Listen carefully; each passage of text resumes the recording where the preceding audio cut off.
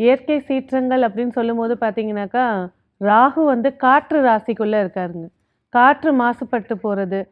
ராகுன்னு சொல்லும்போது பார்த்தீங்கன்னா, அந்த இயந்திரங்கள் மூலியமா இயக்கக்கூடிய வண்டிகள், இதிலெல்லாம் வந்து விபத்துக்கள் ஏற்படுத்தி குடுக்குறது. அதேபோல புயல் காற்று, சுழல் காற்றுகள் உருவாகுறது. அதனால மழை இந்த வருஷத்துக்கு காணாத மழை, பனிகள் இந்த மார்கழி மாசமே எடுத்துக்கிட்டிங்கன்னா, வருஷத்துக்கு காணாத பனி அதிகமா இருக்கும். ஆமா. அதனால சுவாசம் தொடர்பான பிரச்சனை இருக்கிறவங்களுக்கு மிகப்பெரிய வீசிங்கு, ஃபிக்ஸ் வரவங்களுக்கு, அவங்களுக்கெல்லாம் மிகப்பெரிய ஒரு பிரச்சனையை ஏற்படுத்தி குடுக்கும்.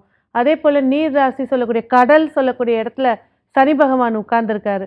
குரு வர வரைக்கும் அந்த சனி பகவான் சொல்லக்கூடியது அந்த கடல் வந்து அசுத்தமாவுறது, அதுலேருந்து எடுக்கக்கூடிய மூலப்பொருட்கள் எல்லாம் வந்து விஷம் கலந்து வர்றது, இந்த மாரி விஷயங்கள்லாம் ஏற்படுத்தி குடுக்கும்.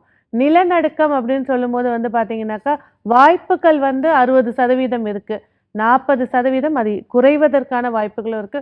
முக்கியமா காரணம் தெரியாத நோய்கள், அது வரத்துக்கு வாய்ப்பு இருக்கு. அடுத்து வந்து பார்த்தீங்கன்னா, இப்ப உள்ள சீசனுக்கு வந்து நம்ம முன்னதான் சின்ன வயசுல சொல்லியிருப்போம், மாம்பழம்னா இந்த சீசன் வரும், ஆமா. தர்பூஸ்னா இந்த இப்ப ஆமா. எல்லா சீசன்லயும் ஹைபிரிட் அப்படின்னு சொல்லக்கூடிய ஒரு விஷத்த கக்கக்கூடிய ஆண்டாகவும் இது அதிகப்படுத்தி குடுக்க போகுது.